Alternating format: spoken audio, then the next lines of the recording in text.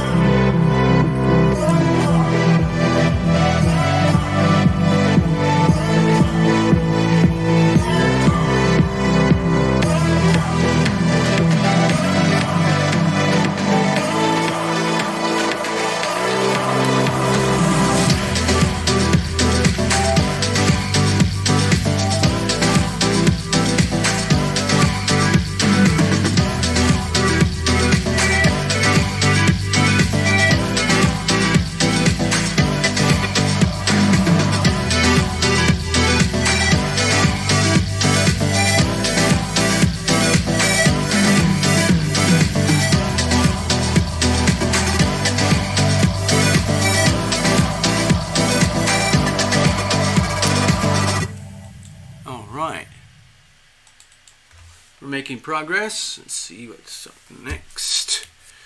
So we've got the 11th.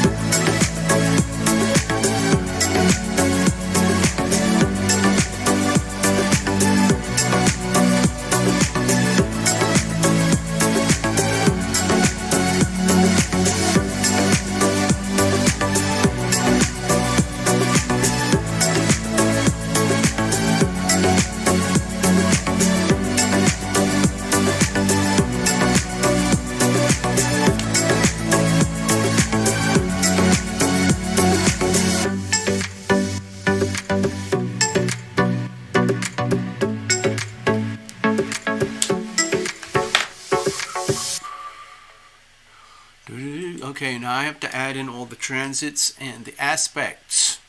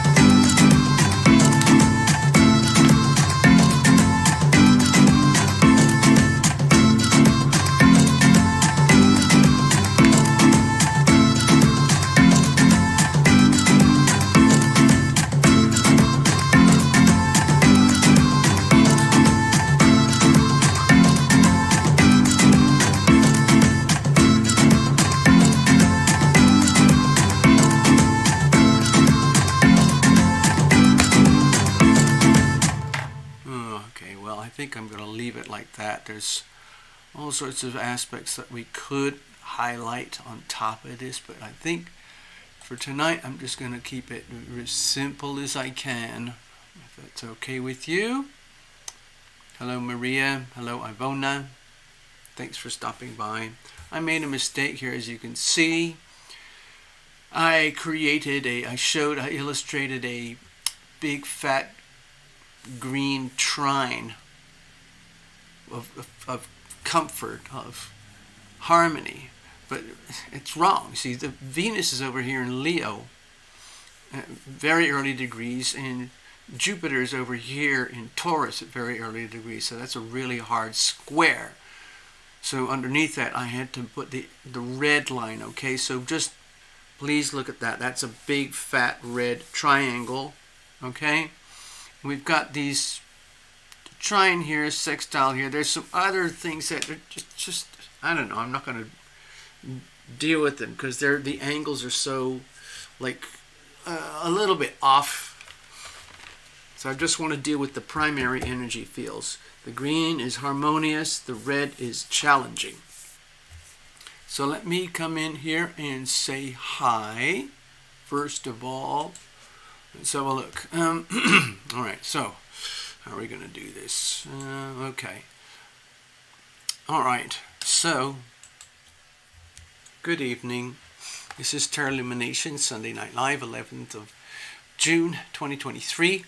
The moon is in Aries right now, and it'll be there for another day and a half or so, something like that. It'll cross over Chiron, so people might start to feel a little bit shaky and nervous about their sense of what I would call sovereignty, their sense of selves. They might look around them and see things in the world or feel things in the world where they might feel threatened or vulnerable or frightened of just the slightest little thing, just anxiety over this pervasive, it's like foggy type of feeling like things aren't quite right with me. There's something very, very, very, very wrong out there, and it's affecting me personally, and I don't like that feeling, okay? So that's kind of what... Oh, hi, Tina. Thank you. I see it. I see you. Thank you very, very much. Now, that's only a transit thing, but you remember the moon transits very, very quickly. So the feelings and the moods move just as quickly. And especially if you are Cancerian sun sign, moon or rising, or you have really strong Cancerian vibes somewhere, like a whole cluster of planets in Cancer, even if it's not sun, moon, rising, you know. So, hey Path, good evening. Thanks for dropping by. So let me go over to the chart a minute. I just want to do a few explanations the way I see them.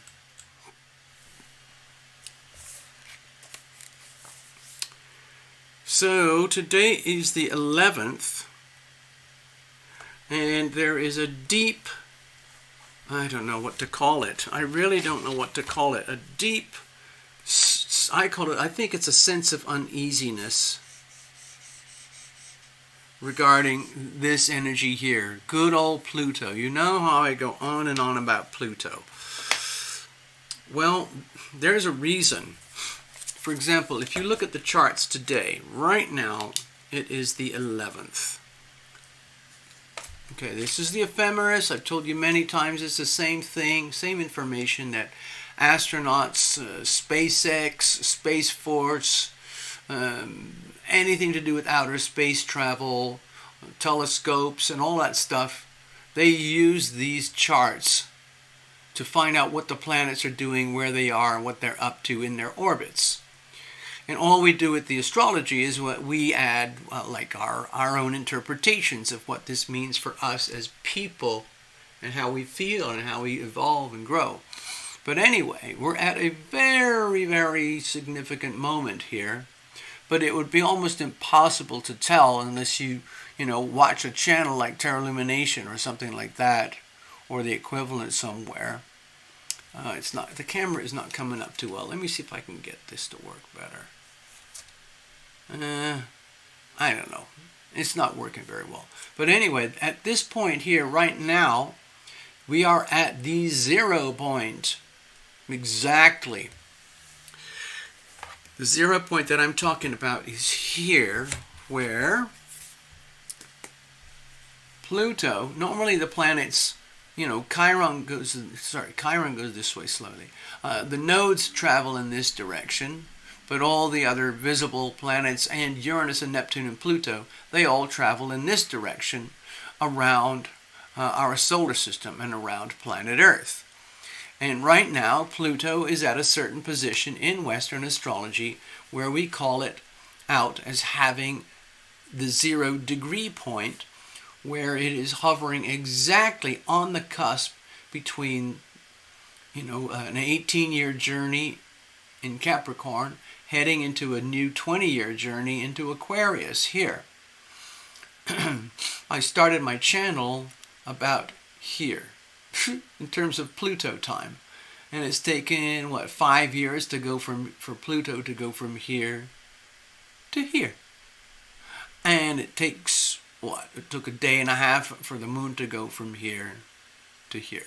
So you see the difference. Pluto is very, very far away, and of course it has a magnetic, geomagnetic, and personally magnetic influence on everybody and everything here on this planet. The individuals, the tectonic plates, the oceans, the psychology, the emotions, our hormones, our body fluids, and ultimately our human nature at the very depth of our soul. I measure Pluto as the farthest, let's say, significant heavenly body, and the way I do Western astrology, the farther you go out in the solar system, in other words, relative to Earth, it's Mercury, Venus, Mars, Jupiter, Saturn, Uranus, Neptune, and Pluto.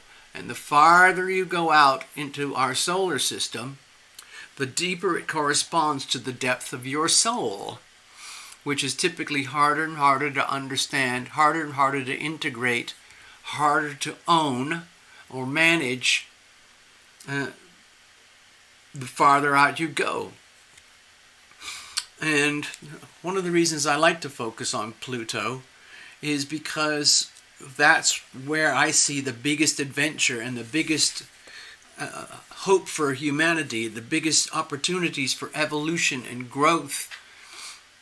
Of course, there's also the unhealthy expression of that energy that I just described.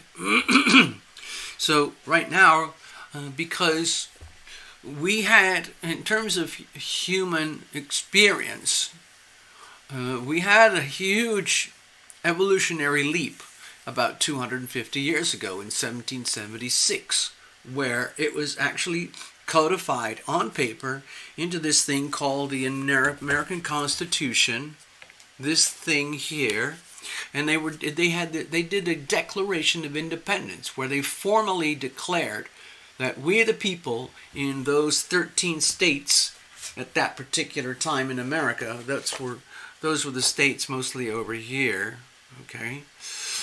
We're not going to put up with all the BS and all the totalitarianism, the authoritarianism, and the tyranny coming from little old England, which basically tried to own and control the Americas. Also, of course, there was France and Spain that were trying to control the Americas, but the British were dominant by far, and basically the United States became kind of like an extension of Great Britain, the British Isles, the United Kingdom, present-day King Charles, but it's separated in terms of politics and finance and culture. So instead of living under a tyranny and a monarchy, the United States at the time said, enough of that, we're going to have an elected government where the people, we choose people basically as administrators to take care and manage this wonderful, amazing place where we are living, according to the will of we the people, the constituents, basically like the shareholders of the country. And at that time, the United States, over here, it was, I think, from what I can tell, the way people behaved and thought was based in this sort of westernized Christian type of orthodoxy, based mostly, if you took a look at it from England at the very top, especially places like the Scottish, also the Nordics, Norway, Sweden, Finland, and Denmark, and all those places, they all have strong influence here, French, but they all essentially had at the core this Christian Orthodox vibe, which was all about things like honesty, integrity, thou shalt not this, thou shalt not that, and it was about maintaining very high moral standards, very high levels of personal integrity, and honesty and truth and justice, rule of law rather than rule of tyrant. And so the folks over here, the founding fathers, they decided, we're just going to document, and we're going to create our own Hierophant card. And we're going to call it the Declaration of Independence, and then we're going to codify it in terms of details and call that the Constitution, which we have today. So all that happened about 250 years ago.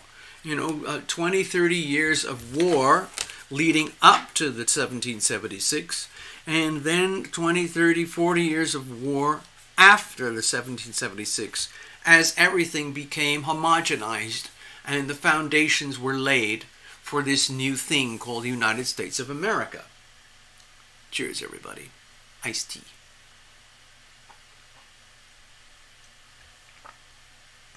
Now, today, as happens with all planetary cycles, they go through a process of evolution in their journey. Like if you take this as the starting point, and for America it was just back here a nudge at 27 degrees. So take that full circle. You came to the moment of crisis, January 2020, which is what this is all about. Some of you might have read this, but this is my TarotLumination book. And of course, really a lot of things about America were to do with wealth and money and finance, and how do you enshrine that in words and structures and behavior patterns and codes and rules and laws that are based on, I would say things like universal truth, as opposed to the subjective truth of tyranny. And so that's what I believe they did, and I think they did a pretty good job. But the founders also realized that this thing that they built here, this thing that we have today, is actually, it's a very beautiful thing, because nothing had ever been instituted like this before. And they realized at the time that this was very, very fragile. And at all points in time, if we the people get lazy and indulgent and just start to take everything that we have for granted, then the corrosion will start from the inside.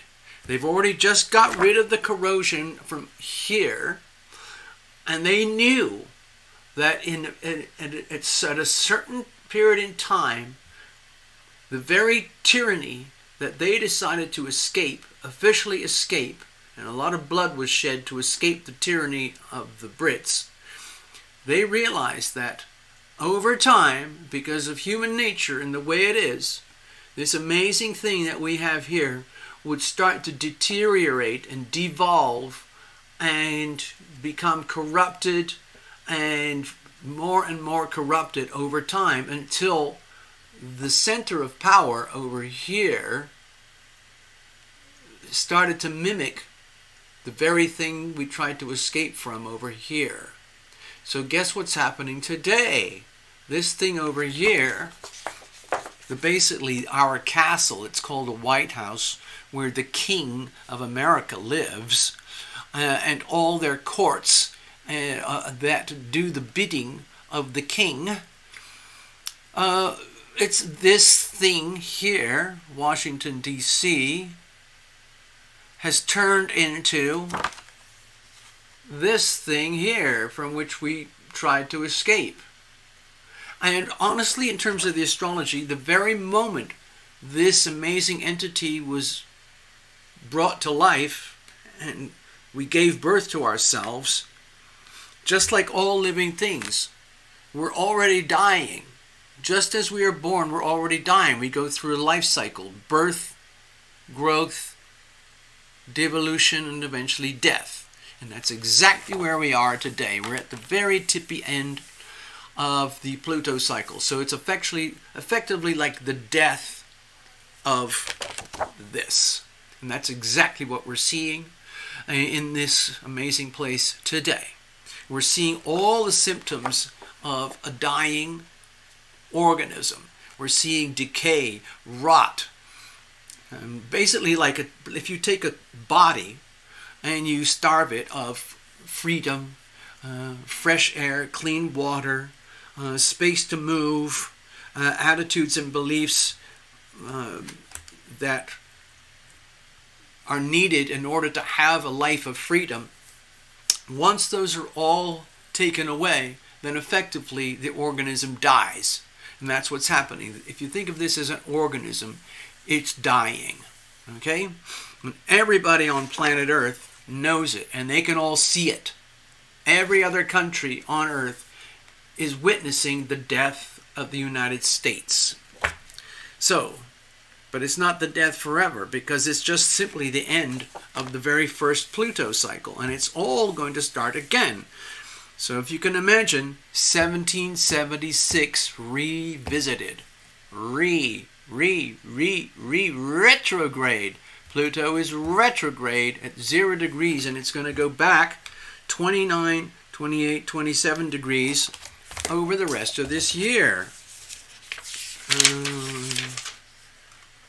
27, and so at let's see, right at the middle of October, it's going to go direct again. So by the time we get to the end of this year, we are going to see the very, very worst of everything that can happen in this country regarding the failure and the devolution and the death and decay and destruction, the demolition of this beautiful thing. It will be just the same as witnessing a corpse, not a corpse, witnessing a living entity dying right in front of you, just watching it dying. Okay? And just like what happens, I believe what's going to happen is just like what happens in nature, in forests. The old will die off, and it will decay and rot and decompose and turn into rich, fertile soil for the next generation of growth. That's what I feel is happening. It's just that it's very frightening for a lot of people in here. If you think of the human population in America, 335 million or whatever, if you think of those as the cells, like the cells of a tree, the cells of an organism, each one of them is effectively dying simultaneously with the death of the host. This is the host, and this whole thing is dying. It's as though it's being eaten alive by a massive, cancerous, metastatic tumor at the same time as systemic candidiasis, at the same time as being poisoned by the very entity we tried to eliminate. It is right here. In other words, we are ultimately the cause of our own demise. Ta-da! End of story. Beginning of a new story.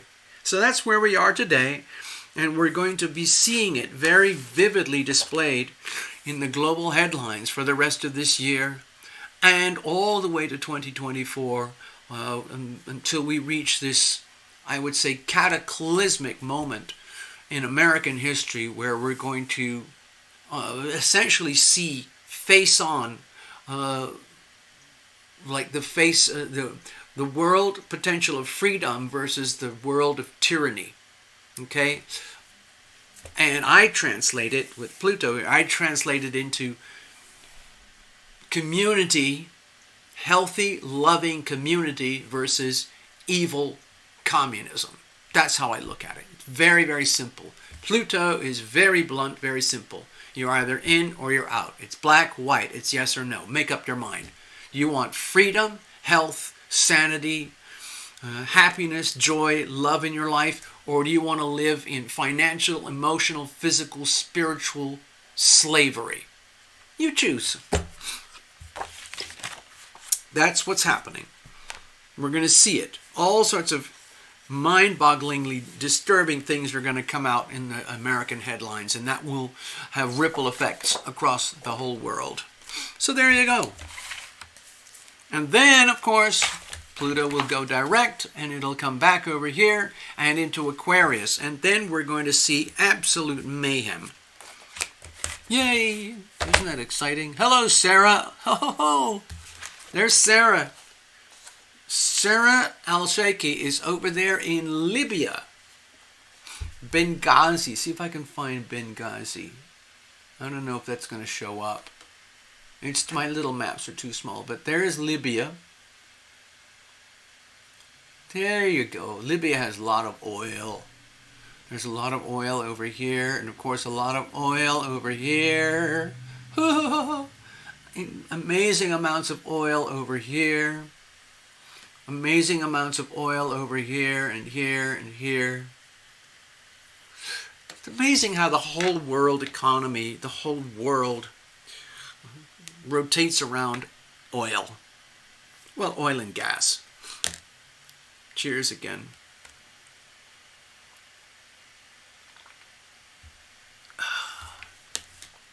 All right, let's go have a look over here. All right, it's Sunday Night Live. We've been doing this for years now. Still here. I just want to show off. Okay, look at this. Can you see that? I don't know if the lights and the green screens can handle it. Can you see that? This is my new patriotic t-shirt. It says freedom, built tough, 1776, and it has pistons, iron works, and a big fat old Harley Davidson.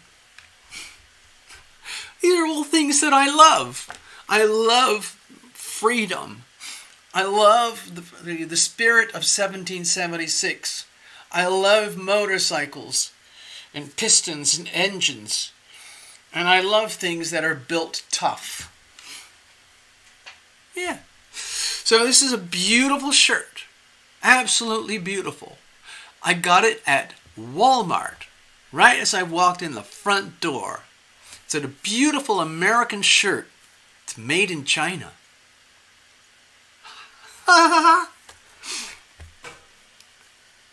Oh, who's this? Hello, love. All right, love? All right, my love? Born solar eclipse 76. Whoa. I would love to see your personal astrology, my dear. Are you a Brit? Are you British? The British like to say, hi, love. You might be Australian. You might be a Kiwi, New Zealander. Curious. I'm very, very curious. I don't. Look at the little icons you put out there. You put out a space alien. You put out planet Earth, and you put out some big fat, I guess, clouds. Born on the day of a solar eclipse. Wow. You know, I talk about solar eclipses. Hi, love. Okay, Texas. All right. Okay. I've only been to Texas twice. That was many years ago. I went on a little family vacation when I was a kind of a surrogate father to 3 little children. And I had a sweet girlfriend, and we had a minivan, and we all decided we need to get the bleep out of town. So we headed south to Texas. It was a weird journey, and it was a weird vacation, but at least I can say officially that I have been to Texas. It was actually more like Eastern Texas, not the real cowboy stuff, not the big Dallas glossy stuff. So dear born solar eclipse 76 Texas, just out of curiosity, do you happen to know your own astrology? Do you know all your sun, moon, rising, sun, moon, Mercury, Venus, Mars, Jupiter, Saturn, Uranus, Neptune, Pluto stuff? Do you know about your North Node? Do you know all those things? Do you know anything about your Chiron? Woo! Oh man, I would love to dig into somebody's personal chart. I haven't done something like that exactly the way I like to do it in a little while. That would be like, having a beautiful, delicious dinner for me. So, dear born eclipse, April 29th. I'm not going to try and analyze you right here. It would take up the whole show and the rest of the night for the next 6 hours. So I'm not going to do anything like that. I was just kind of curious. So you do know that. You must know that stuff if you're talking about solar eclipses in 76, and that's your name on YouTube. That's pretty cool. That's pretty cool. Maybe one day, hold on, if you want to, I don't know if you've had a really deep, in-depth reading lately, but if you're interested, just like anyone else, you can get a reading over at TarotLumination. You go to TarotLumination.com, like the website here.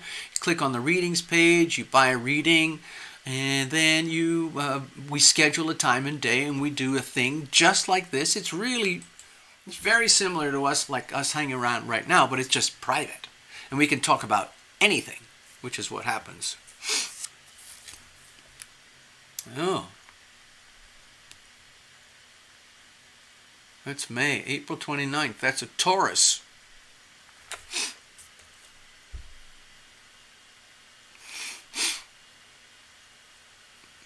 Yeah, okay. Just thought I'd mention that. You're going to do that for your friend. Oh, that would be cool. Are you an astrologer? You're going to give them a personal reading? Or are you actually saying, oh, I'm going to buy a reading from TarotLumination for my friend? I'm just curious. I'm trying to drum up some business. Oh, yeah. Okie dokie. So, yeah, we looked at this thing. Yeah, this thing is a beast. This thing right here. And look at this. In a few days, Saturn is going to go retrograde in Pisces. Okay, so that means Saturn is going to grind back for weeks. Let's have a look. It's going to that's June. July, August, September, October. Wow. 4 months. Okay. So, in a few days, well, we're already feeling it, Saturn is going to go grinding back retrograde for the next 4 months.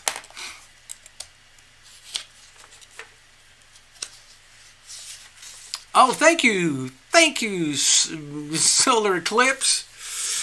All right, let's have a look. So, Saturn, where is it? Okay, so June, July, August, September. Can't be that much. It is that much. Wow. Half of June, and we got July, August, September, October. Wow, that's 4 months. So guess what? In a few days, you see already we've got this here. We got this big fat retrograde here for Pluto. That's going to drag on for the rest of the year almost. And then we've got Saturn over here, which is going to go retrograde. Like this time next week when we do... when we do our Sunday Night Live next week, there's going to be a big fat R letter abbreviation over here for Saturn retrograde.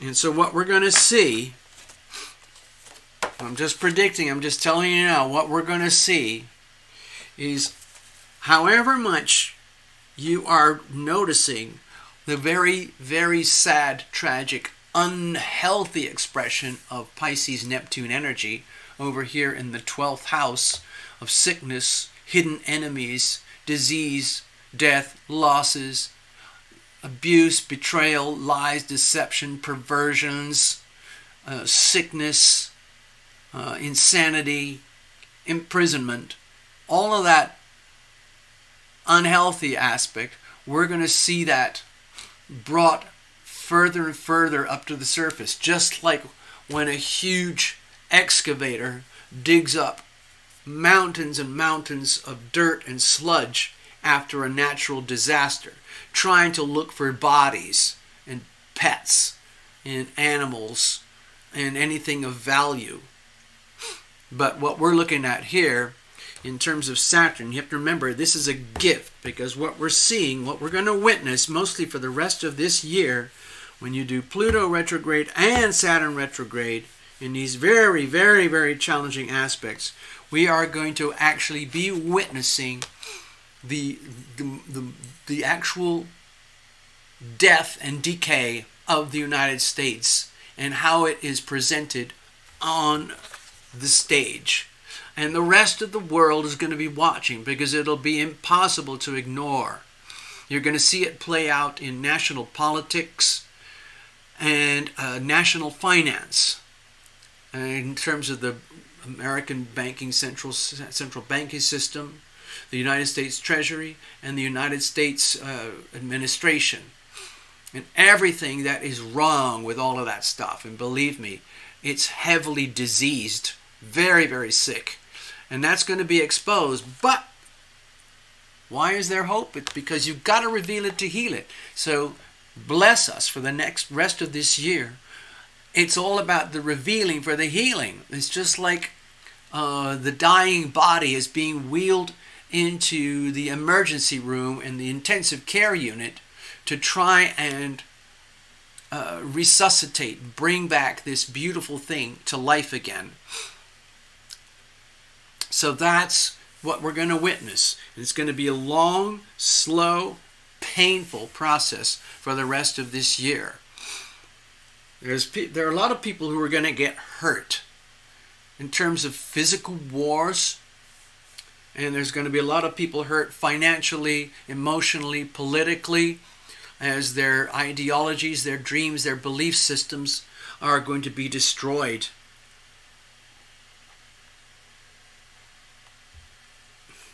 Nobody can avoid it. Actually, some people will avoid it, because a lot of people simply just don't care.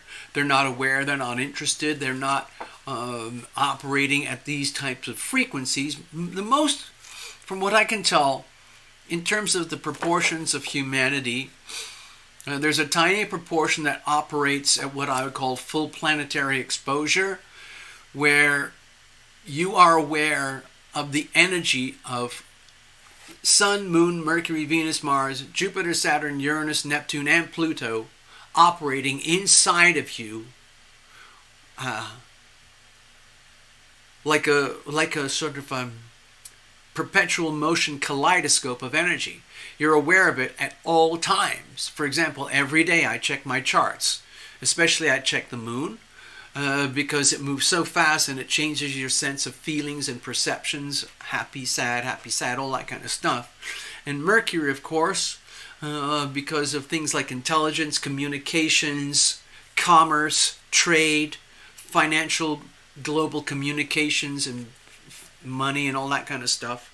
So I like to watch those pretty closely, but I also watch every other planet just to keep an eye on things.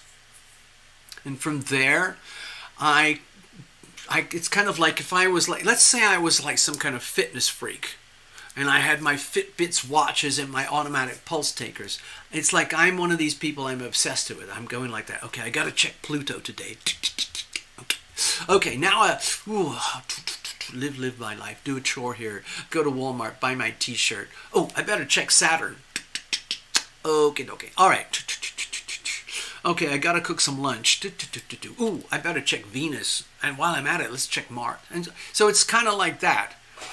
And I can't help it. That's kind of how I'm built. That's how I am. Not everybody operates that way. Actually, I want to share just a little moment. I was watching a channel that I really like. It's a real, like, doom channel.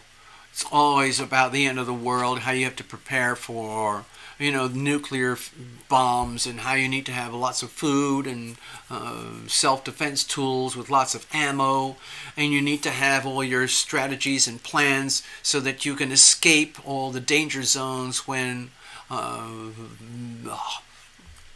horrible things happen in America. Okay, so anyway, I was watching their channel early this morning, and he was talking, and I kept thinking, you know what? He's talking about these astrological aspects, and he's describing everything that I predicted months and months ago with the big fat T-square that we still have today. In other words, Pluto opposite Mars, hard squared with Jupiter, okay? And it's been lingering in and out around that big fat T-square for a while now. Let me go show you so I'm not talking like a crackpot. Okay, so I kept a few of these going back. Here we are today. This is the big fat T-square I'm talking about. It's hyper stressful, and about 10 days ago was the crisis point when I predicted that we would start to see an escalation of warlike behavior, increasing violence, explosiveness, and volatility, and nuclear potential energy spreading all across Earth. And that's exactly what's happening. It's like wildfires, random wildfires caused by lightning, because Uranus and Jupiter were all being triggered at the same time. So this is a hyper-stressful alignment here, and it's felt here on planet Earth in terms of war, financial chaos, earthquakes, volcanoes, flooding, and fires. And a lot of it is, let's say, predictable. Tectonic plates shifting, the whole of humanity shifting in terms of its stance relative to each other, like tribalism, nationalism. Everyone's trying to sort of shake it all up and recalibrate it and get things as best possible for their own environment. And a lot of people over here are sick of this place here, because this place here has had global dominance for quite some time now, and they've abused it by weaponizing the US dollar to their advantage, but to everyone else's disadvantage. And everyone over here is just recently figuring out the scam operation and how these folks do it. And they are sick of it. So they're all trying to realign themselves in terms of a new way of operating. NWO. So that everybody has a higher degree of sovereign self. Chiron. Okay? So it isn't such a painful wound anymore. We're doing something about it. Anyway, so I was watching that show.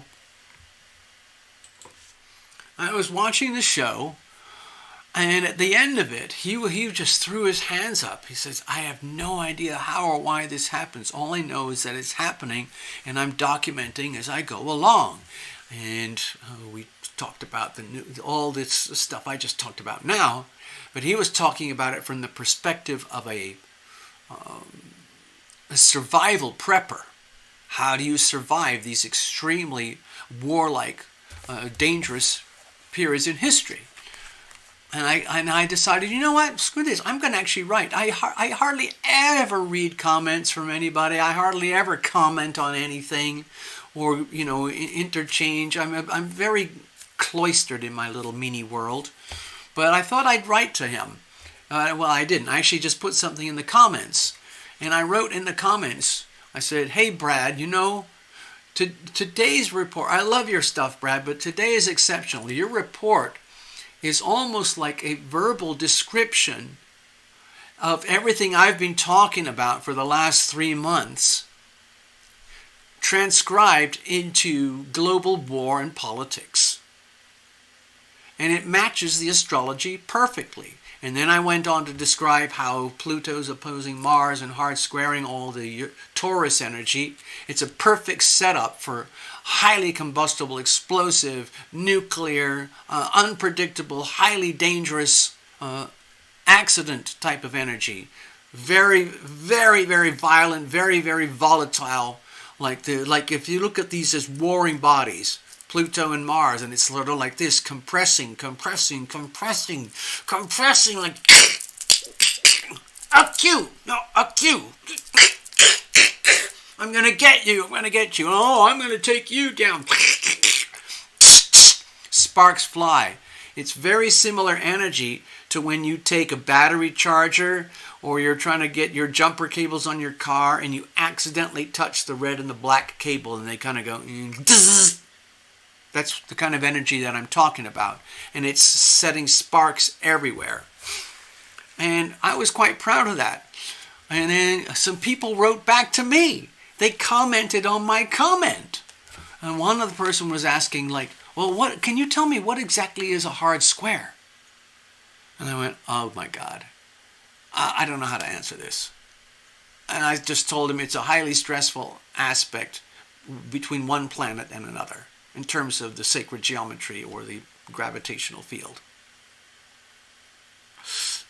Ouch. And then someone said, hey, that's really cool. How do you know that stuff? By the way, can you help me? What's my best lottery number for today? Okay, so anyway, that was kind of exciting. It made me feel good, made me feel validated. There's another channel, I think I've told you about him, Mark Moss. And there's another guy, Ray Dalio. Mark Moss is brilliant. Ray Dalio is a multi-billionaire fund manager. And he's deep into the history of global finance and stuff. And he likes to do all these charts and everything. And when you start to look at it and you study it, you realize, oh, he's talking about Pluto cycles. He's talking about the Uranus cycle.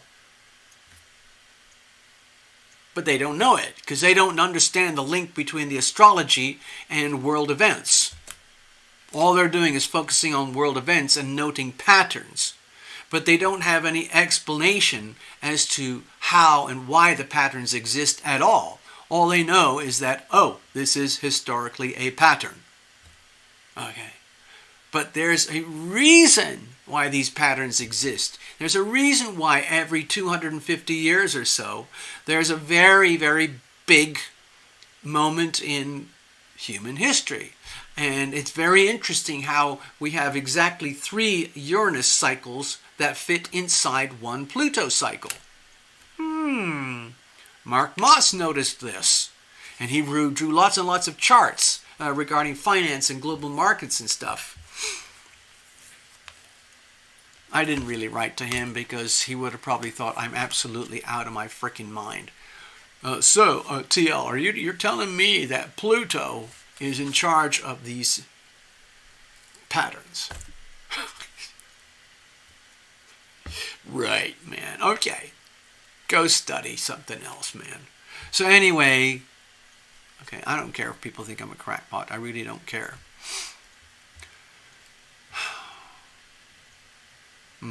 So it's a strange world and it's all unfolding before us right now. So what's going on with everybody?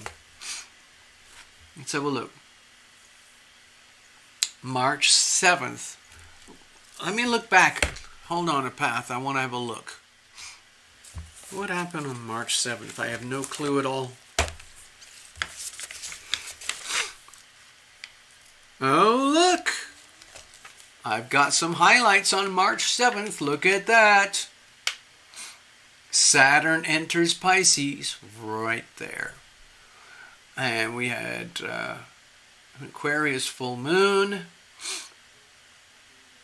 Oh, yes, I remember this. Oh, God, look, what a mess. And that's when Pluto went into Aquarius. Oh, yes. Look at March. Maybe we should go back and look some of the March videos. May was pretty feisty. But anyway, we're in June now. Let's get back to present time. So, I just did that little quick demo here. This is the astrology for today. This is going to linger for a while, but eventually Venus and Mars are going to move on over the next few weeks, the next few months, Well, Venus is going to be here in about a month, and Mars is going to be here in about a month. So this aspect here is going to fade, but the energy was implanted, okay? And that was a very, very deep, deep energy field, and it's not going to dissipate anytime soon. It's just going to wane off because it's taken us to a new plateau of world violence. So the next moment where this big fat triangle is activated again will be in about 6 weeks, when the sun is right here at 29 degrees Cancer. Okay? Now, can anybody see or understand why I'm saying this? Okay, 29 degrees Cancer is right here. So, just for thrills, let's find the point 6 weeks from now where we have Sun at 29 degrees Cancer. So we have to look for his Cancer Sun. And here it is. Okay? So mark your calendars now. I'm marking mine. The Sun will be in Cancer at 29 degrees just before it flips into Leo, 0 degrees. And at that point will be a maximum pressure point. I'll just show you on the map here. And that's towards the end of July. So we've got about 5 or 6 weeks to get ready. But this here, this is, astrologically, this is a major point of critical mass. Watch for the world events. Watch especially what happens in the United States building up to it over these 3 weeks, over these 4 or 5 weeks, because it's going to reach a crisis point right here. My guess is that it's going to be something with American politics, of course, because it's getting extremely feisty over here in America right now. And things could get very, very hostile, borderline violent. Sun opposite Pluto. It's a very, very difficult, very heavy energy to manage. The Sun has immense power astrologically in its own way. And at the very furthest end of the solar system spectrum, we have Pluto, which represents power in its own way. The power of the Sun is very, very obvious. The power of Pluto is extremely hidden. It's very difficult for most people to understand, own, maintain, ride the wave of Pluto energy in a healthy way. Many, many people are, let's say, unwitting victims of the Pluto energy simply because they're not even aware that it exists. We're all aware of solar energy here. But anyway, the point that I'm making is when the Sun is right here, 29 degrees, okay, and that is the date I just gave you. I think it was the 23rd of July. Where did I miss it? Where is it? 23rd of July. Okay, Path? 23rd of July. This is going to be a crisis point right here. And this red line will be a big, fat red line right here. Hard squared with Jupiter over here in the North Node. Hard squared over here with Pluto. It's going to be nasty. Okay? I'm just warning you right now. I think one of the most obvious iterations will be in American politics. So I don't want to get too specific because I'll just get into a lot of trouble.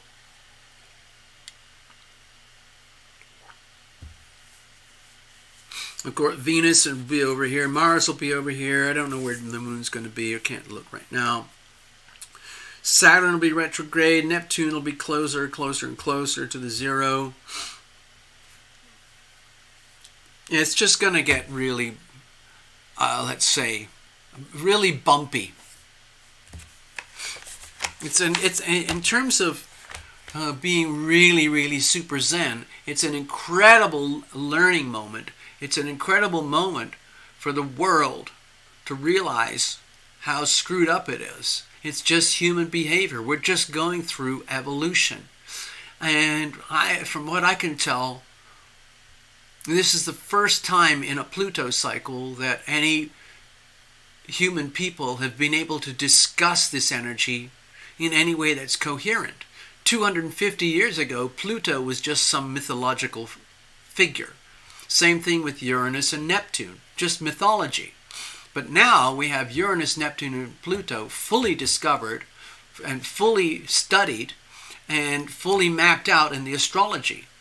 And so you can't undo that knowing. It's like once you know something, you can't unknow it unless you willingly, deliberately suppress the knowing. Now on this channel, we don't do that. In fact, we keep going, we keep digging. We're like archaeologists, we're like excavators. We keep digging more and more because I want to evolve, I want to grow, I want to be able to be as free and happy as I can be. And the only way you can do that is by taking complete ownership, for better or worse, complete ownership of your own personal energy. That includes the energy as it displays in your astrology for all the planets. That's why I don't really spend much time anymore on the traditional astrology on YouTube, which is all about, when am I going to get pregnant? Am I ever going to fall in love again? What are my lottery numbers? Who is my best date? And so on. That's basically Sun, Moon, Mercury, Venus, maybe a bit of Mars. The rest of it, they don't bother with. Some people deal with Saturn and maybe like North Node stuff. I like to go deep, deep, deep into the deep end. That includes Chiron and the North Node and those things. I don't do the stars. I don't do many of the asteroids, but I just stick to the basics because I've been doing this a long time, and I like to deal with the things that feel most substantial. So there we go. Just wanted to point that out. So mark your calendars. July 23rd. Okay? I'm just saying. I'm just giving you all a heads up. Of course, I will be observing and I'll be sharing everything that I observe. Let's have a look. Right now, we only have one booking. I can probably handle 2, maybe 3 this evening. We have a booking from Tina Miller. Over here, let me put that aside. I'm going to get my little magic post-it note for Tina Miller. Okay, now we switch from astrology to tarot. In my world, the tarot and the tarot cards are just these amazing, beautiful works of art that have this mysterious past, and they go back quite a long time, a few hundred years, probably even 1,000 years for some storylines, but the most recent ones are to do with the last 150, almost 200 years. And so today we have what's called a tarot deck, and that's what I use. And there's millions of people who do tarot readings now, and I just do my own little versions of them. And everybody has their own interpretations, and I have mine. And I like to share them. Oftentimes there's a very uncanny accuracy to the point where it's actually quite disturbing. Even if it's good news, sometimes people kind of go, oh my God. Oh, wow, that's freakish. Sometimes, actually I have to confess something here. I've done this before, but some of you know that I sometimes end up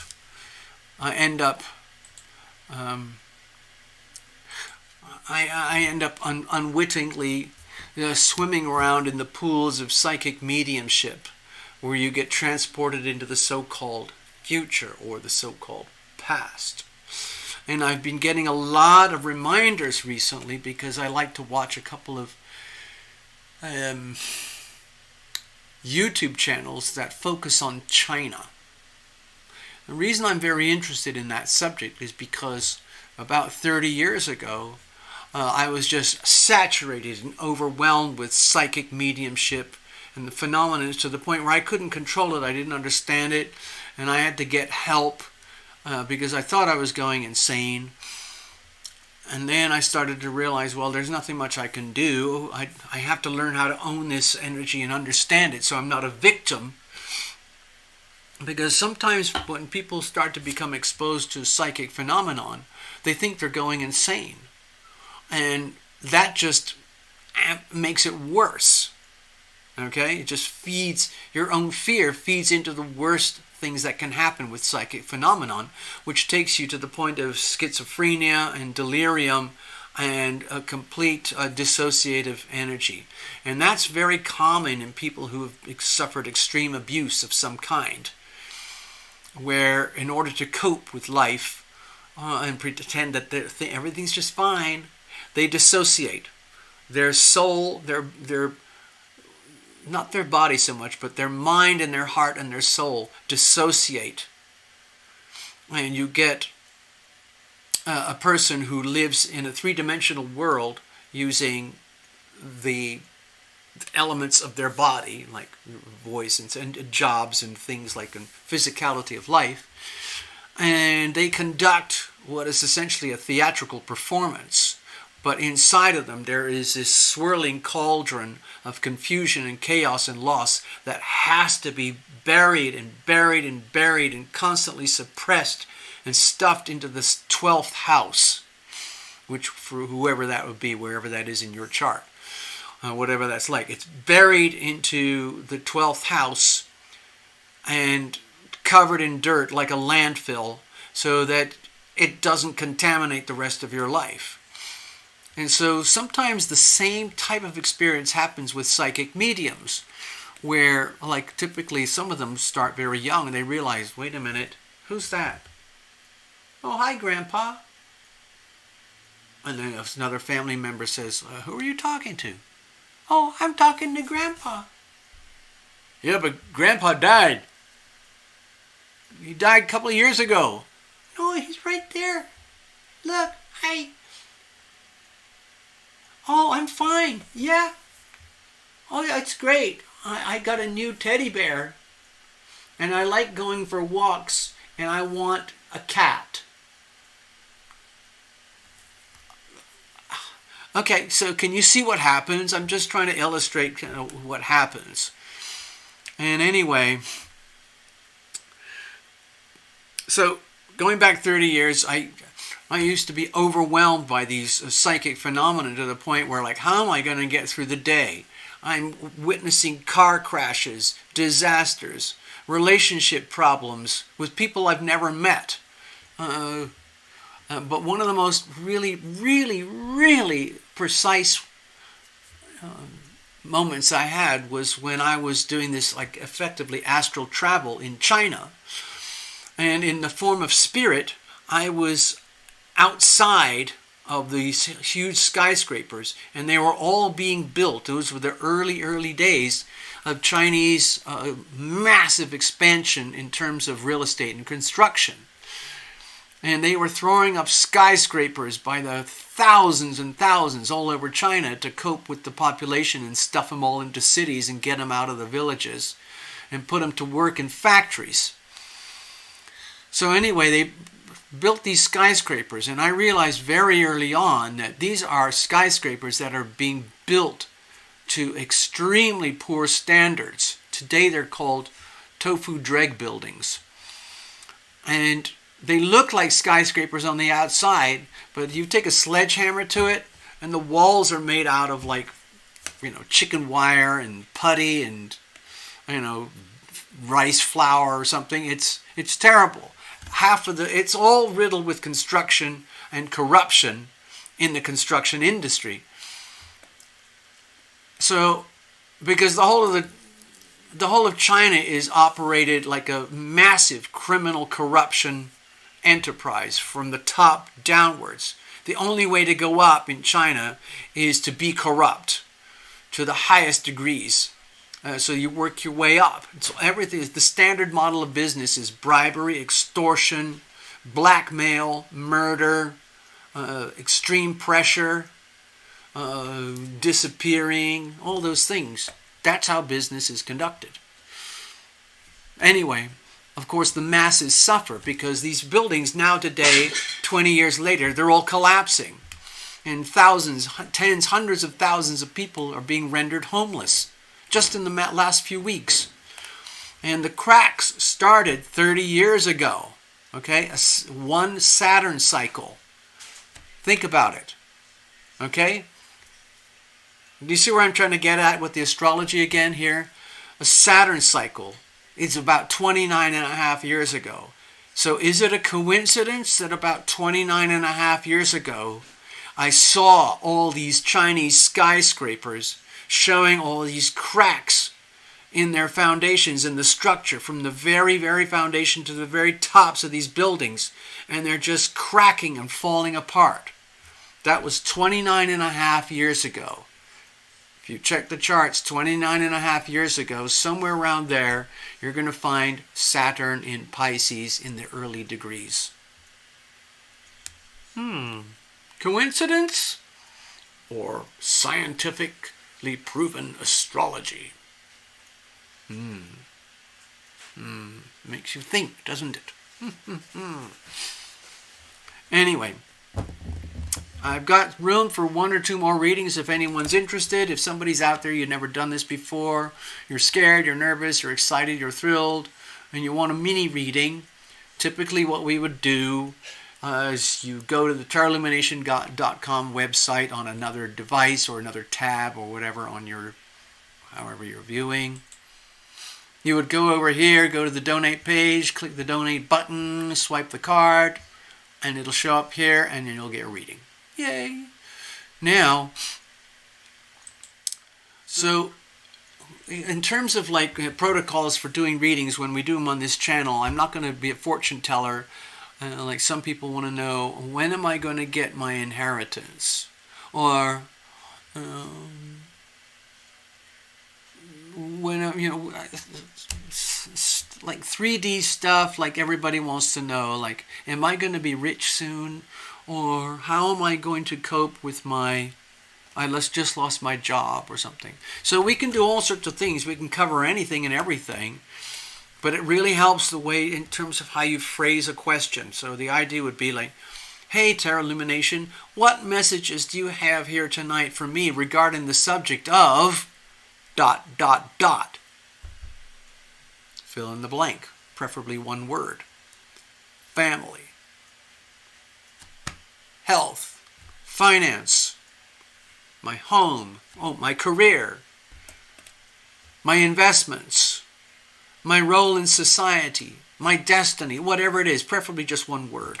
So anyway, I have to share that. Everyone here is locally, they know about all this stuff already, but just in case anyone's watching and they don't know and they want to do it and they want to dive in and have fun and all of that. So anyway, let's move on. Let's get over here. We got to basically get the cards out and shuffle things up so we can read for Tina. Now, I believe pretty much everyone here tonight who's actually signed in on the chat and chatting away knows Tina already. It's like we have a little family here, like a little community. And we kind of watch over each other and share stories. There's a bunch of folks here tonight, and there's some who are not here tonight, who are sometimes here quite frequently. People come and go who got stuff to do. Well, I've already finished my iced tea. Dear, oh dear.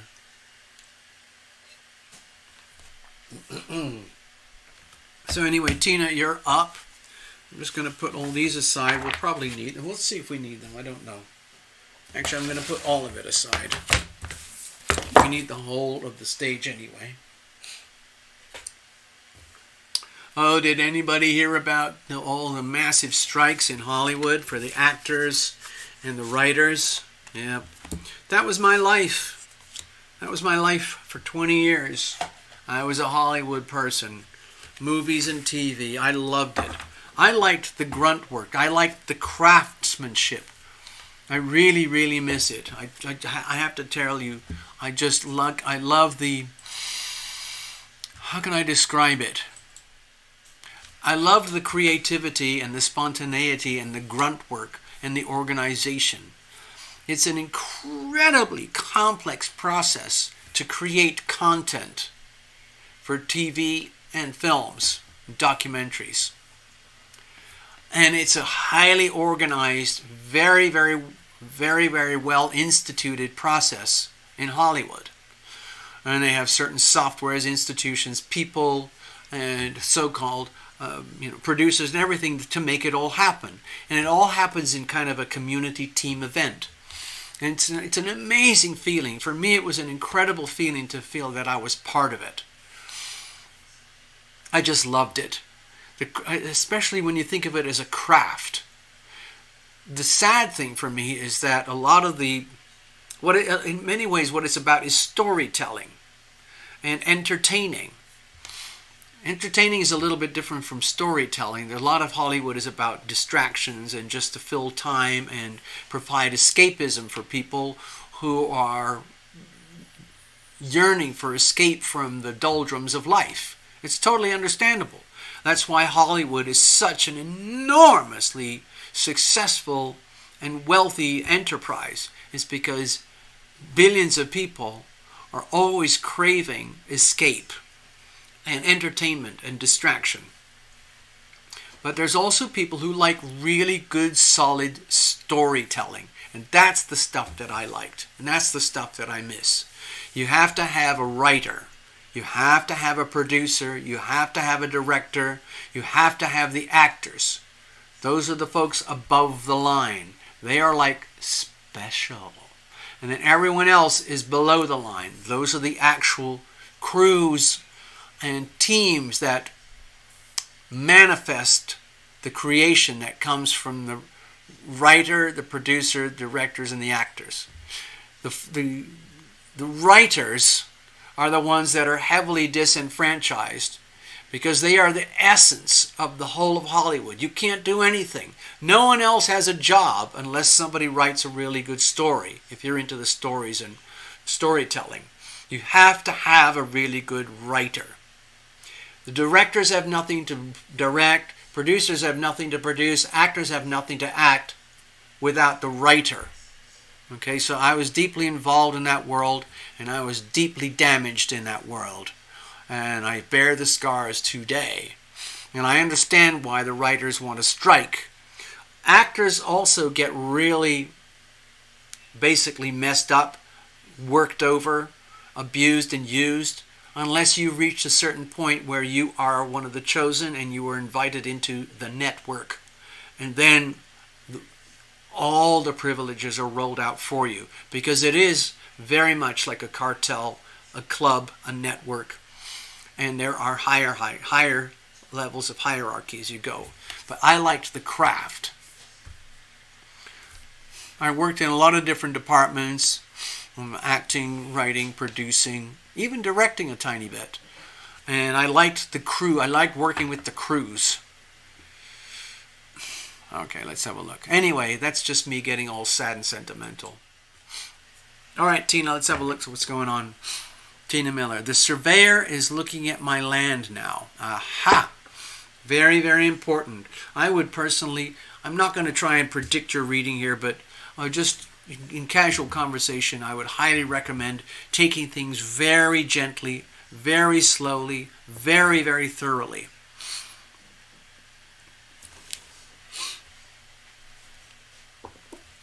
As far as I remember, you've got 5 acres, and a lot of it is very raw, and you're very close to the Pueblos, and from there pretty close to Albuquerque. If I recall, on the map, it's somewhere around, where is Albuquerque? So there's Albuquerque, and Tina is just a little bit up here, okay?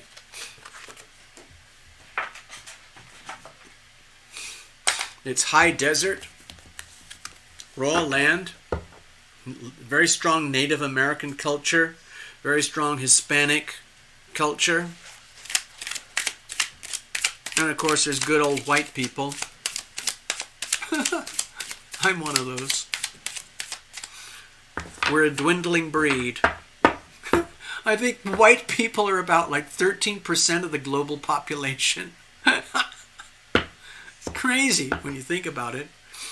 Maybe I should go around becoming a victim and complaining that everyone's picking on me because I'm white.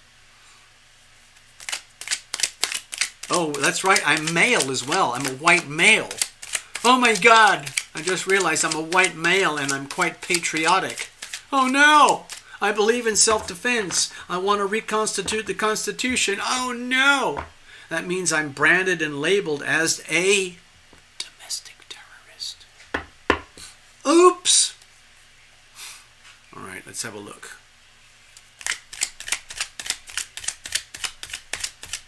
Oh, you know what, Tina? What's that thing that surveyors use? It's like a tripod and everything, and it has like a telescope on the top with binoculars and stuff. I think it's called a theodolite. Am I correct? A theodolite? And it's how they take measurements of the land in terms of, like, you know, elevation between the lowest part and the highest part relative to sea level, and distances, and mapping things out. All right, let's keep going, folks. Okay, Tina, it's all about you tonight.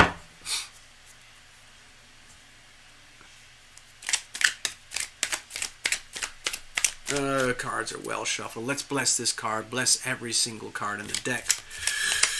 Bless this little channel. Bless the platform and YouTube and all the electricity and the wires, the cables, the microphones, the softwares, all of it. Oh, just as a point of reference, I'm proud of this. Just thought I'd mention it. My strike period is expired. I have no more deletions, no more warnings, no more strikes. So now all I have to do to keep the channel going is be a good boy and behave and follow the community guidelines.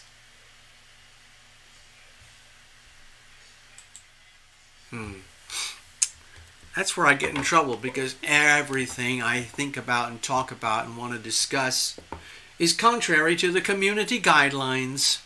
Oh dear. Well, when it comes to politics and finance and world events, yes. All right, so Tina, let's have a look. What kind of messages do we have here for Tina tonight? She's really, really deep into it with the new home, new property.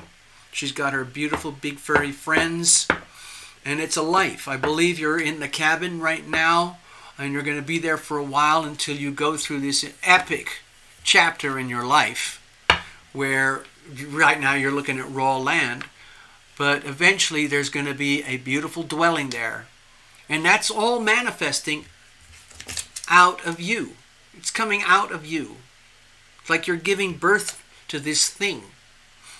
It's going to be the home of Tina Miller. And you've got some hot springs nearby. And I'm coming over. I'm going to come over and have a spa treatment.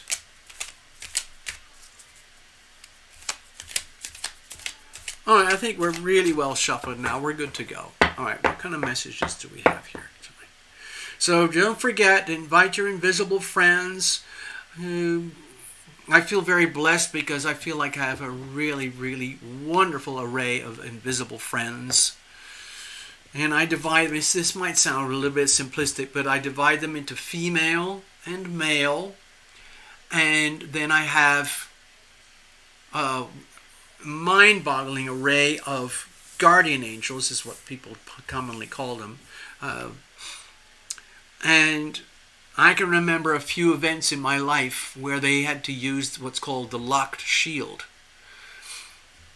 Operation Locked Shield, which is something about what's going to go on, I think, on the southern border in America soon. But anyway, it's a way that, you know, when you see those news stories about riot police and how they have to protect themselves against the mob, they go up there in the front line, and all the riot police are there, and they put their shields up, and they lock each other with arms, and they overlap their shields. And it creates a really, really strong defense against a hostile bunch, against a hostile mob. It's called the Locked Shield. And I've been a beneficiary of Locked Shield strategies many times in my life. And that's why I am alive today, because I have incredibly powerful guardian angels. Otherwise, I would have been below ground long ago. All right, Tina, let's have a look. Beautiful deck of cards ready to go.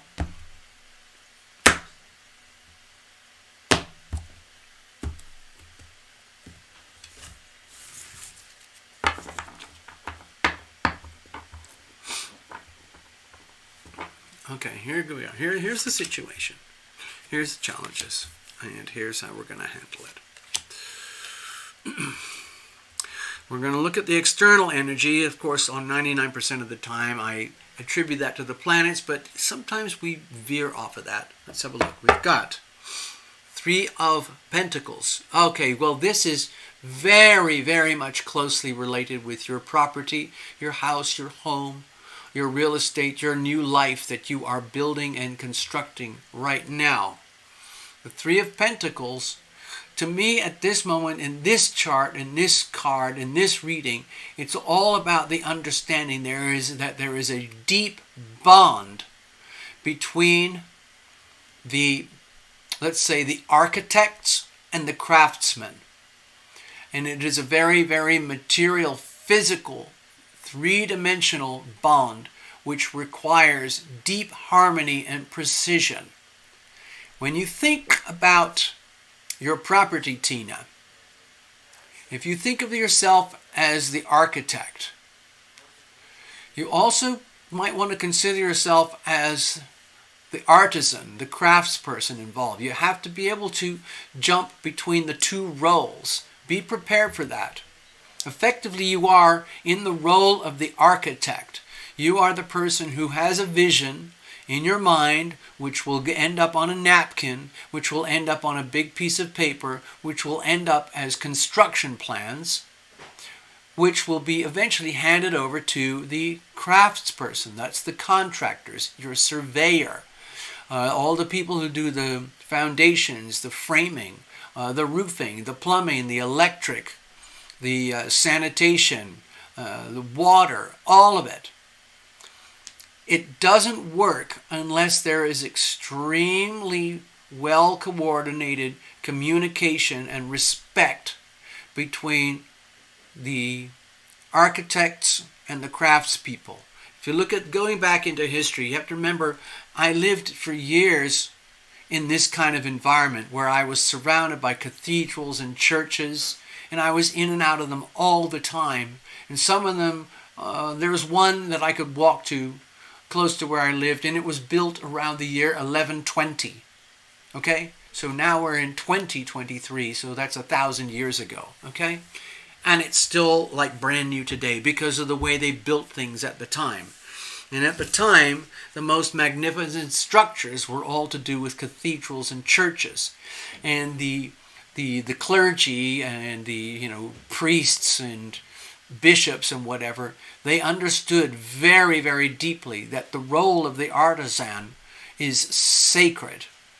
And the artisan respected the architects, and the architects respected the artisans. Effectively, one can't function without the other. Okay?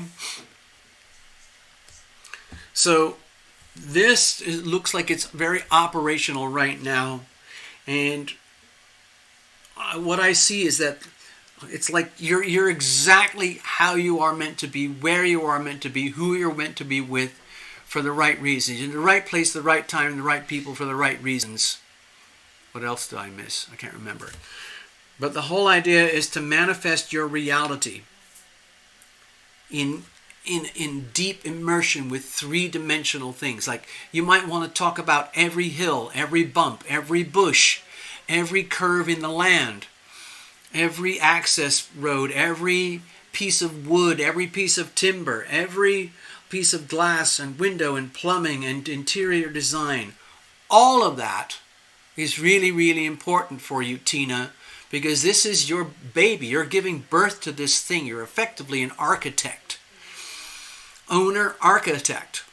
And if you just simply entrust it to the contractors, and the contractors just go, okay, well, we'll just make it up as we go along because you obviously don't have a clue what you're doing, you're going to end up with serious regrets. But when you take charge and ownership and you literally own the whole project, you will have a higher chance of manifesting like a work of art. It will be your manifestation, your creation. Every roof tile, every piece of shelving, cabinetry, storage space, stairways, decking, outdoor spaces, all of that, okay? Okay, let's have a look at the situation itself. Remember, by the way, not all readings have to be very bad and scary just because people want to know. Okay, let's have a look. Here's the situation. Okay, so we've got the Six of Cups. My feeling, Tina, is that you've been through this before in a previous lifetime. You were a very, very, let's say, solid, grounded, well-established woman of substance. I'm looking at multiple past lives going way back to medieval times, the Dark Ages, and further way back, where you had many, let's say, incarnations where you were very much aligned with what you're doing right now. Not just being a dweller in a village or a member of society in a community, but you were actually involved in the building. Like if you go back thousands of years, a lot of places didn't exist and they were being built for the first time. I wouldn't be surprised if you had a long history of past lives in Western Europe, okay, going back thousands of years, where some of the oldest known forms of architecture that we recognize today, going back to the times of Egypt and the pharaohs, and before that, this is kind of where it all happened. You had Egypt, Greece, Rome, and then medieval Europe, and then up to modern day England. And even in England, they have properties that are 2,000 years old. Okay, I've been in a school building that was 1,200 years old, and it looks beautiful. Okay, so anyway, my feeling is what's happened here is that you have a very strong emotional tie to homes and houses, to the point where you've got shared experience. For example, I mean, I'm really taking this to the extreme, Tina, where I wouldn't be surprised if you start to feel a strong bond with some of your contractors, your surveyor, and some local people around you, to the point where you might even get a sensation that you were in a past life together, maybe hundreds or thousands of years ago. And you had a shared experience, and you just happened to bump into each other in this lifetime. And it's like, hey, it's good to see you. Yeah, it's been a while. So what are we doing now, Tina?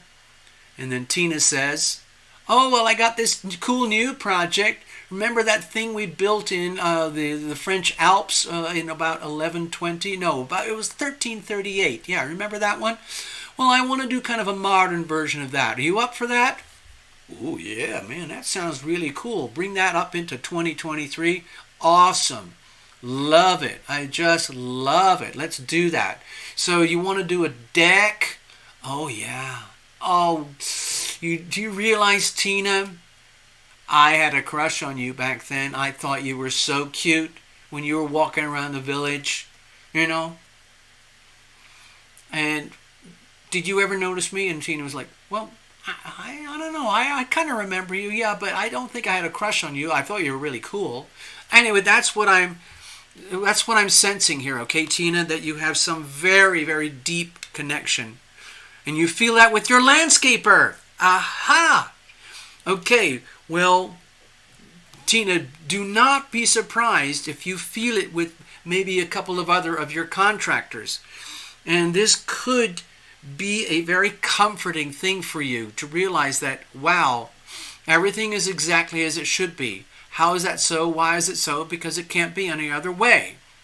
So we're talking about time travel, okay? It's the same thing when I was talking earlier about Saturn in Pisces 29 and a half years ago in my first early forays into astral travel and psychic mediumship, you know?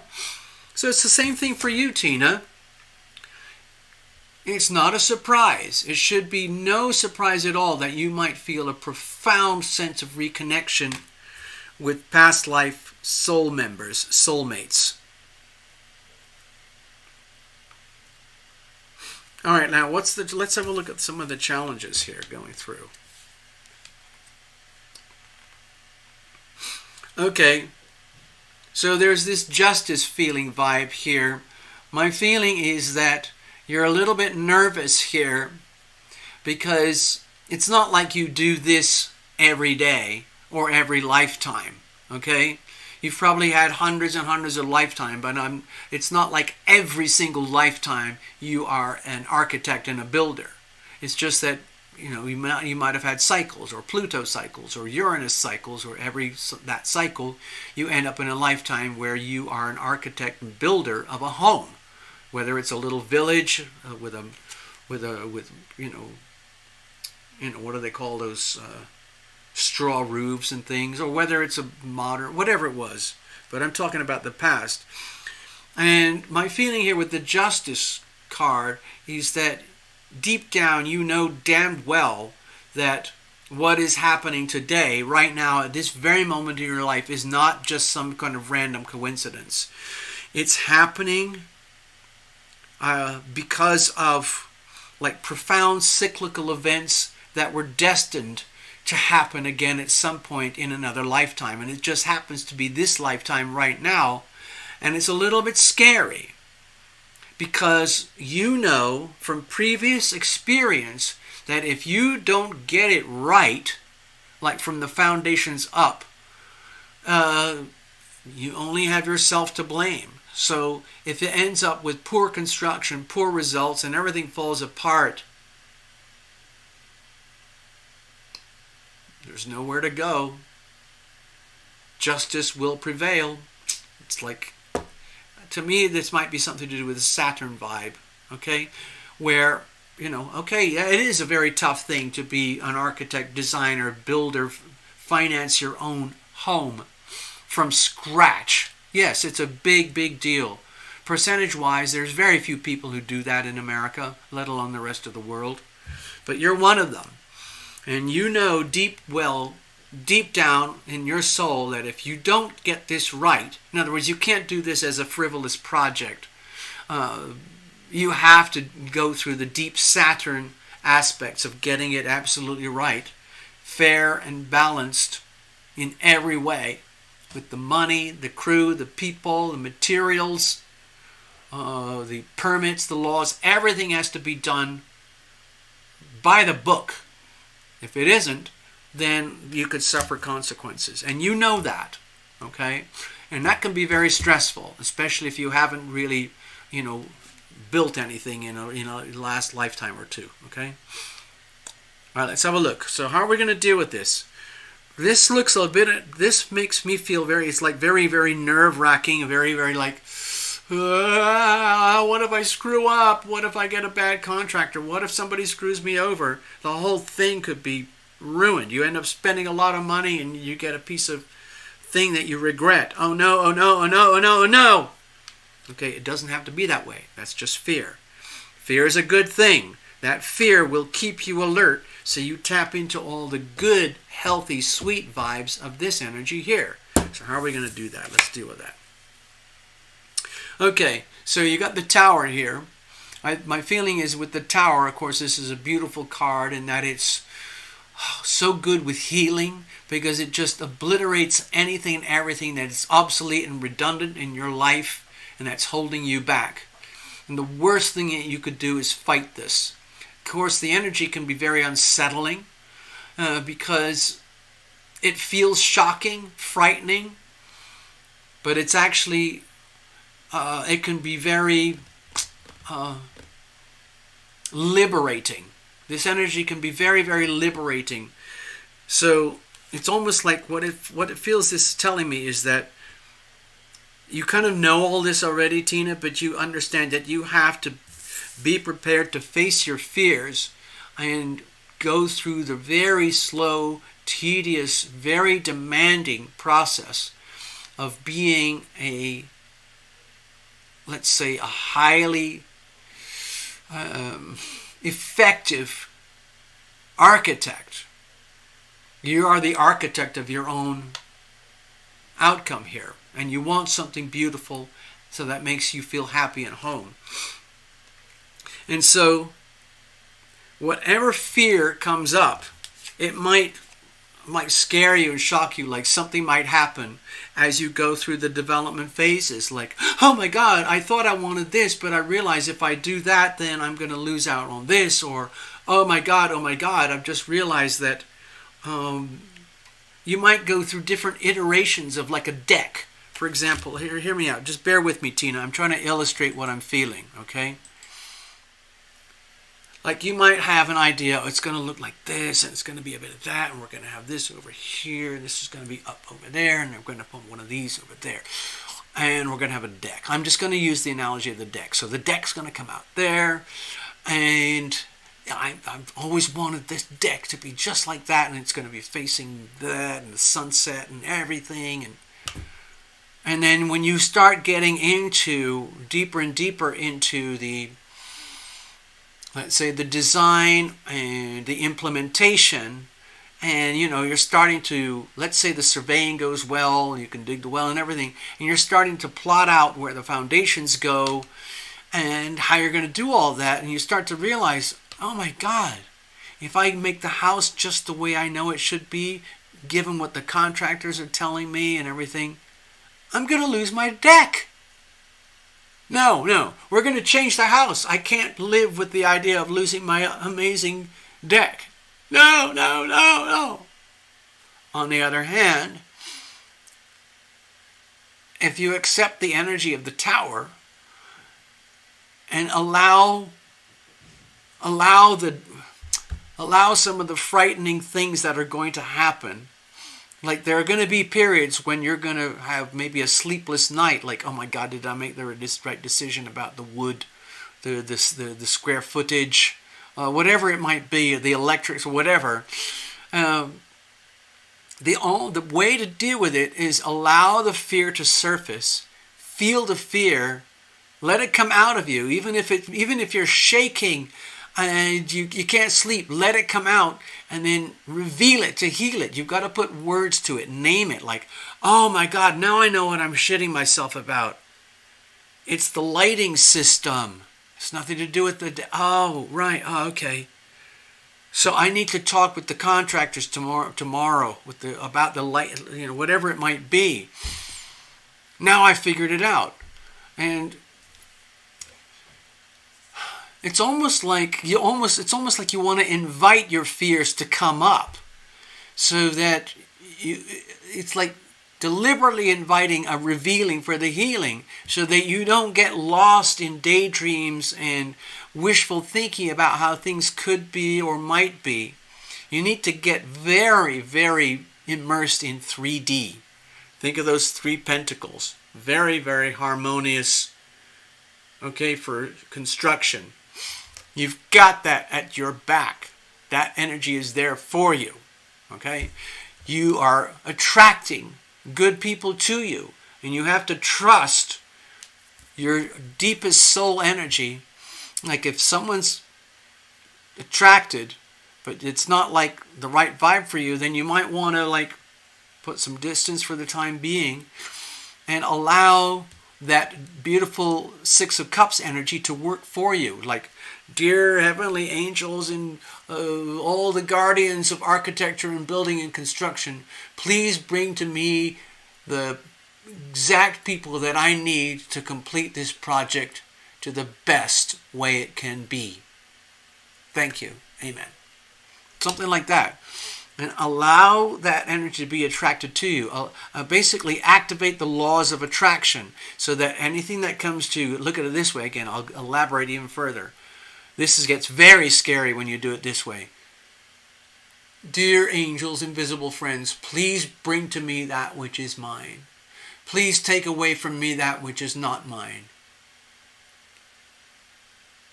Do you see what I'm getting at here?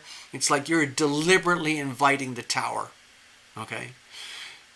So it's like you're asking for yourself to be cleansed of any impediments, expectations, fears, demands, egoic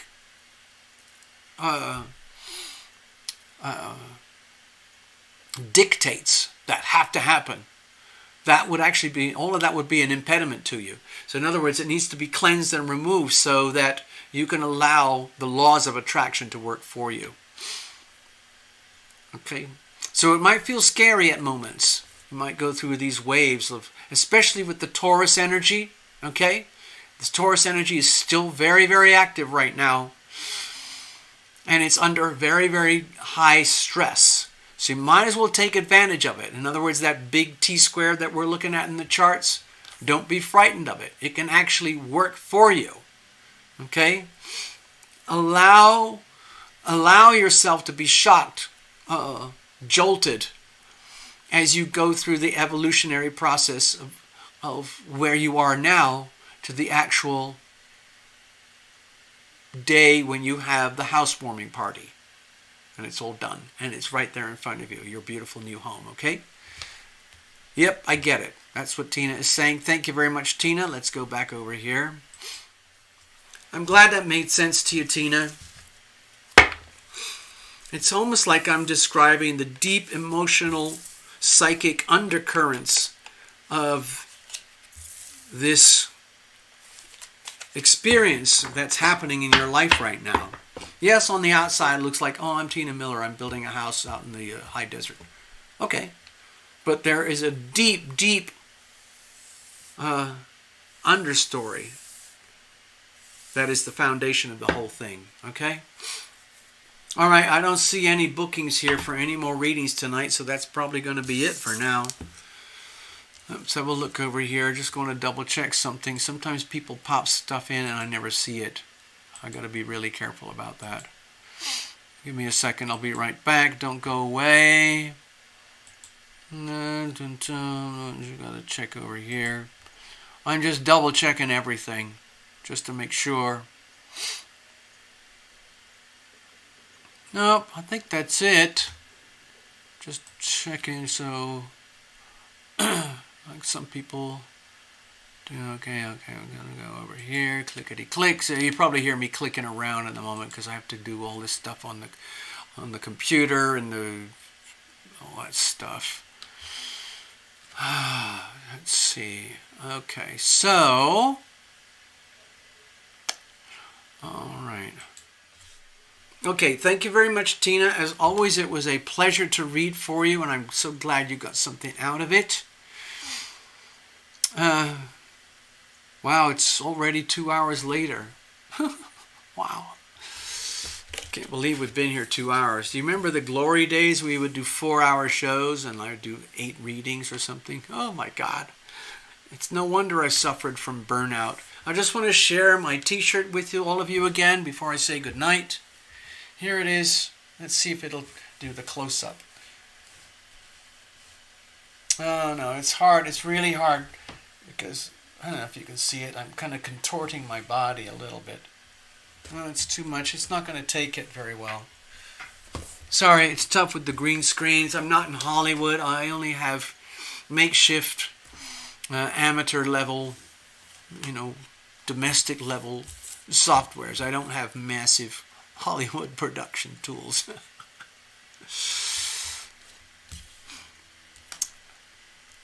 All right, let's have a look over here. Okay, we're going to wrap it up, folks. It's been a pleasure. If anyone has any oddball remaining questions, I'm not doing any more readings because I got no more donations. If anybody has any oddball, quirky things they need to get off their chest in the last moment, please feel free. Otherwise, I'll bid you all good night and wish you a blessed week. I'll probably put up a couple notes during the rest of the week and then see you all next weekend. Don't forget to mark your calendars, July 23rd. It's about 5-6 weeks from now. Okay? Take care, everybody. I'm going to say farewell. Actually, let me just stay here a second because the delay on the show lately has been very, very long, and I just want to catch any last minute notes in case I need to see anything off the chat. Okay, so let me just linger for a moment. Okay, I can see the delay is very long. Okie dokie, so I gotta let that go. Okay, I'm just gonna let me get some water. I had some water.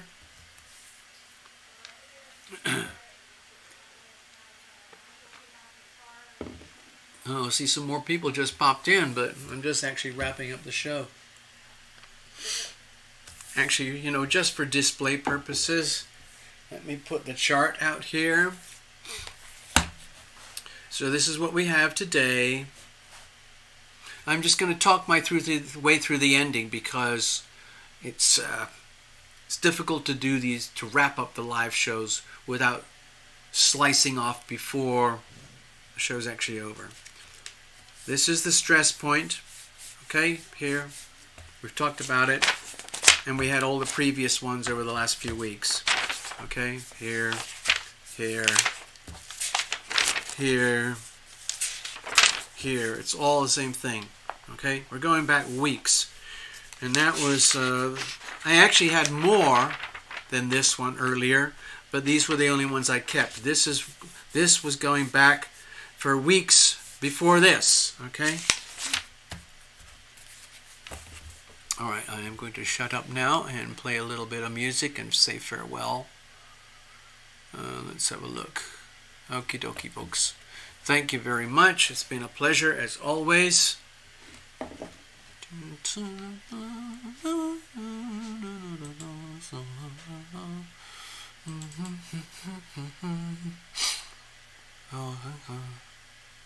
No.